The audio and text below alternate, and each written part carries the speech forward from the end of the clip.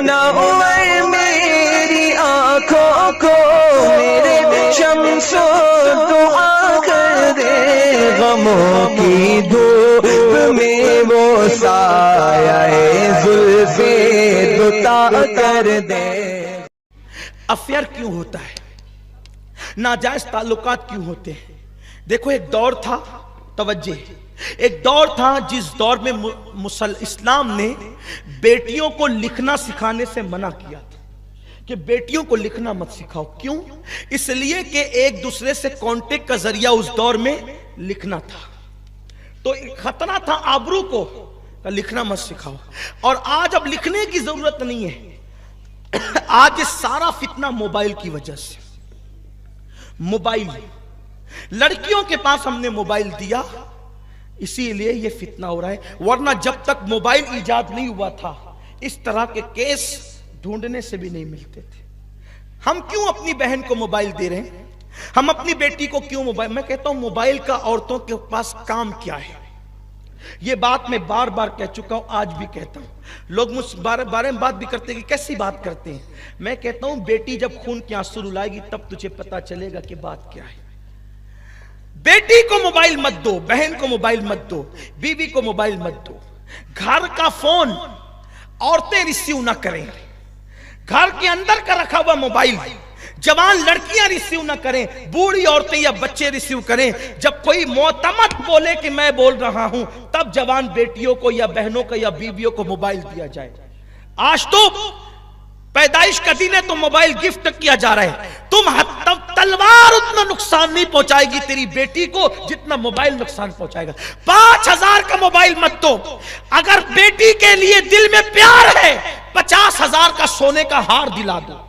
50,000 کا موبائل مت دو، 5 لاکھ کا ہیرے کا زیور دلا دو۔ اگر اتنا پیار ہے موبائل نہیں دینا خدا کے لیے۔ یہ سارا طوفان موبائل نے بپا کیا ہے، انٹرنیٹ نے، فیس بک نے۔ اس لیے کہ آج کل لڑکے بیٹھے ہوتے ہیں اور وہ کہیں بھی فون کرتے ہیں اندازے سے، اگر مقام پر لگ جائے تو پھر وہ باتیں شروع ہو جاتی ہے، بلکہ مس کال بھی کرتے ہیں۔ یہ مس کال کبھی کبھی اتنی تباہی کا ذریعہ بن جاتا ہے۔ انہوں نے تو بیٹھ کر مس کال کر دیا، وہاں اگر شوہر موجود ہے کس کا مس کال تھا؟ وہ ریپلائی کرے گا، اٹھائے گا لڑکا۔ اس بیچاری غریب کا کوئی قصور بھی نہ تھا، گھر لٹ گیا، گھر ٹوٹ گیا۔ یہ صورتحال اٹھا کر دیکھے، کتابیں لکھی گئی ہیں ان پر، یہ مس کال کی نحوست پر۔ اور یہ جو لڑکے گٹروں کے پاس بیٹھ کر، رکشہ میں بیٹھ کر، چھتوں میں بیٹھ کر یہ جو سب رکامے کام کرتے ہیں نا، یہ جوانی میں سب کرنا ان کو اچھا لگتا ہے۔ تمہارے مس کال سے اگر کسی کا گھر تباہ ہوگا اللہ تمہاری توبہ بھی قبول نہیں کرے گا، توبہ کی توفیق بھی تمہیں نہیں ملے گی۔ کسی کا گھر تباہ کرنے والوں، کسی کا آشیانے پہ اگر بجلی گراؤ گے تو تمہارے آشیانے بھی سلامت نہیں ہوں گے۔ تمہاری نادانی، تمہارا چھل چھل پن، تمہارا باغ پن، تمہارا اترانا، تمہاری آوارگی سے کتنے گھروں کو آگ لگی ہے اور کتنے گھروں کو آگ لگے گی۔ اور سن لو، یہ جو گٹروں کے پاس بیٹھ کر، نالیوں کے پاس بیٹھ کر، گھروں کے پاس بیٹھ کر یہ جو تم موبائل پر غلط حرکتیں کرتے ہو، اللہ کے رسول علیہ السلام فرماتے ہیں، مولا کائنات نے فرمایا پاک دامن رہو تو تمہارے گھر کی عورتیں بھی پاک دامن رہے گی۔ اگر تم پاپی ہو کر کے زنا کرو گے، ادھر تم کسی کے ساتھ زنا کرو گے، اللہ نہ کرے کہیں تمہاری عورتوں کے ساتھ بھی زنا نہ کر لیا جائے۔ لڑکوں کی ٹولی بنی ہوتی ہے، ایک دوسرے کا سپورٹ کرتے ہیں گناہ کے ماحول میں۔ میرے رسول علیہ السلام نے فرمایا کما تدین تدان، تم جیسا کرو گے تمہارے ساتھ ویسا ہی کیا جائے گا۔ اس سلسلے میں ایک چھوٹا سا واقعہ اپنے الفاظ کے مفہوم کے ساتھ عرض کروں۔ ایک جوان، توجہ، دوسرے جوان کے پاس آیا، کہا یار تو میرا دوست ہے، کہا ہوں، کہ میری ایک چیز میں مدد کر۔ اس نے کہا کیا؟ کہا محلے کے امام صاحب کی بیوی سے میرا دل لگ گیا، تو نماز پڑھنے جانا نا، نمازی اتہا نکات کے نماز پڑھنے میرے لیے جانا، اور دیر تک امام صاحب سے مسئلے مسائل پوچھتے رہنا، ان کو الجھاتے رہنا، اتنی دیر تک میں امام صاحب کے گھر چلا جایا کروں گا۔ وہ پاگل، اس کو کہنا چاہیے تھا کہ امام کی بیوی کے ساتھ ایسا نہ کر، یہی تو کہنا چاہیے تھا۔ سچے دوست کی پہچان یہ ہے کہ جب تو غلطی کرے وہ تیری اصلاح کرے، یہی ہے نا، کہ اس کی مدد کرے۔ وَلَا تَعَاوَنُوا عَلَى الْإِثْمِ وَالْعُدْوَانِ، برائی میں ایک دوسرے کی مدد مت کرو۔ کوئی برے راستے پہ جا رہا ہے، اگر تم دوست ہو تو کھینچ کے پکڑ لو، اس کو سمجھاؤ، نہیں مانتا ہے تو اس کا بائیکاٹ کر دو، اس سے دور ہو جاؤ، اس سے الگ ہو جاؤ تاکہ اس کو عبرت ہو۔ تو اس جوان نے کہا ٹھیک ہے یار، وہ دوستی کیا جس میں ایک دوسرے کی مدد نہ ہو، ہے نا، ایسے کچھ دلال بنتے ہیں نا۔ ہنسنے کی بات نہیں ہے، میرے جملے غلط ہیں، مجھے اگر میرے جملے الحمدللہ غلط نہیں ہے، اگر تلخ ہیں تو مجھے آپ معاف کریں۔ اس سے گھر لٹ رہے ہیں، ہمارے گھر تباہ ہو رہے ہیں، ہماری بیٹیوں کی آبرو لٹ رہی ہے، کس کو جا کر کے کہے؟ بہت سارے لوگ ہیں جو بیچارے سر اٹھا کے چلنے کے قابل نہیں رہ گئے، بیٹیوں کی جوانیں لٹ گئی ان لڑکوں کی منچلے پن کی وجہ سے۔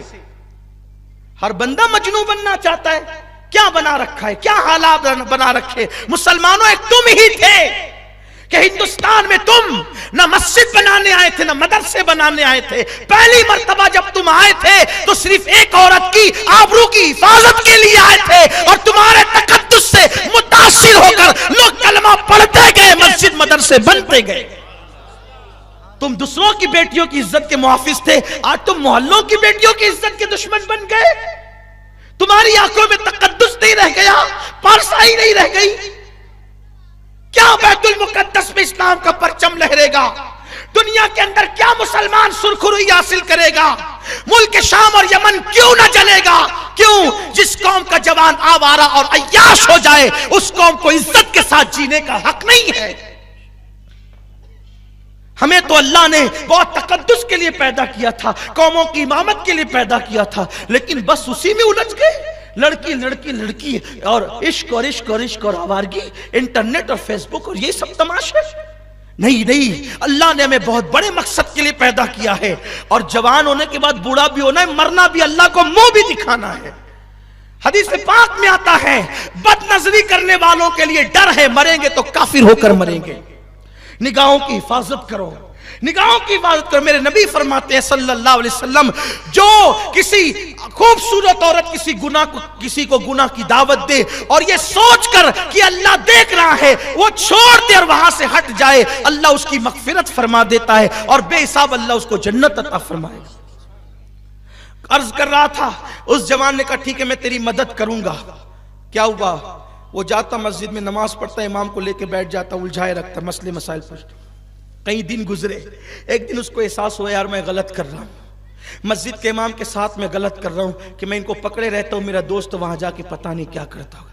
اس نے امام سے کہا حضرت معاف کرنا، میں نہ نمازی ہوں نہ مجھے علم سے کوئی دلچسپی ہے، میرے دوستوں کو آپ کی بیوی سے اس کا دل لگ گیا، اور اس نے مجھے کہا کہ میں آپ کو الجھاؤں، اب میں آپ کو الجھاتا رہا اور مسئلے مسائل میں پھنساتا رہا، اور وہ آپ کے گھر جا کے پتہ نہیں کیا کرتا رہا، حضرت مجھے معاف کر دیں، میں نے بہت بڑی غلطی کی۔